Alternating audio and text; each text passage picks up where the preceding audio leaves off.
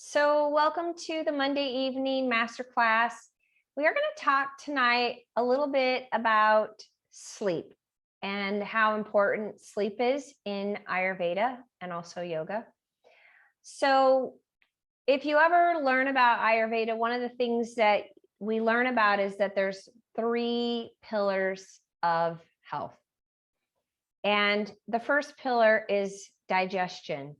So when somebody is really trying to bring their life back into balance and live a good quality, healthy life, they have to address digestion and how well are you absorbing your foods. So, people say you are what you eat. In Ayurveda, we say you are what you digest. So we have to look at, are you even digesting the food that you eat? How, and then it's really important because it's creates all your tissues, all of them. So there's that. The second one is sleep. So sleep is really important because during sleep, it's when you restore. It's when your body rejuvenates. It's when your body, rebuilds. And if you're not getting sleep, which is a really chronic issue right now in the West, I have so many clients that have sleep issues. We have to figure that out. We have to bring that into balance. So there's a lot of reasons why people have sleep issues. Most of the time it's that we're overstimulated. People walk around with anxiety, that affects sleep. Hormonal changes affects sleep. So for a lot of women, they start getting menopausal and that affects your sleep. But there are definite things that you can do to help your sleep. So I just wanted to give you a few things that you can do that we recommend in Ayurveda and yoga as well that help your sleep. So we're going to be doing some poses tonight that will help your sleep. But for Ayurveda, one of the things that we tell people is you want to make sure that you dim the lights, that you create more of an ambient environment in the evening. So there's not a lot of stimulation. And what that does is it helps the body start to calm down, settle down. It helps the mind settle down. And what typically happens at night is people eat. And if you eat too late, by the way, that will also affect your sleep. So if you can eat earlier before 6, and in Ayurveda, we usually say before it's dark. So if you can eat before 6, that's better.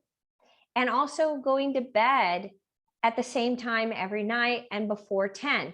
And the reason why, because after 10, you're moving into a completely different force. So we have forces that move through the body, but they also are affecting different times of the day. And I always like to explain it that nighttime feels very different than daytime, right? Completely different energy. So what happens is when you hit 10, you move into what's called Pitta Time.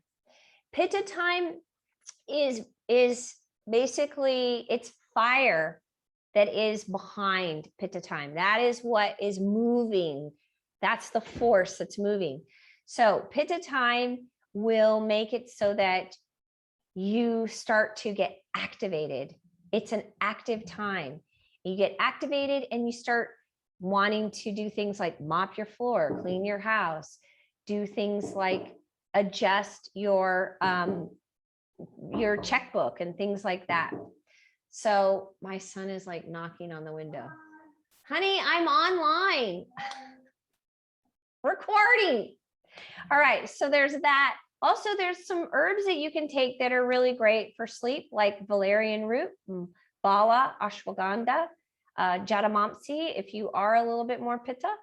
There's some really great herbs out there, and even the ones that you can get at the health food store are supportive.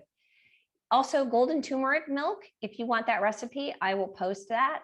That also is great to have before you go to sleep at night. And just keeping things mellow, no heated conversations, no TV, no devices, because that overstimulates the brain. All right, so those are the things that you can do to support sleep and get a good night's rest. All right, so let's move on into a practice that is going to help us sleep as well. Okay, what just happened? Golly.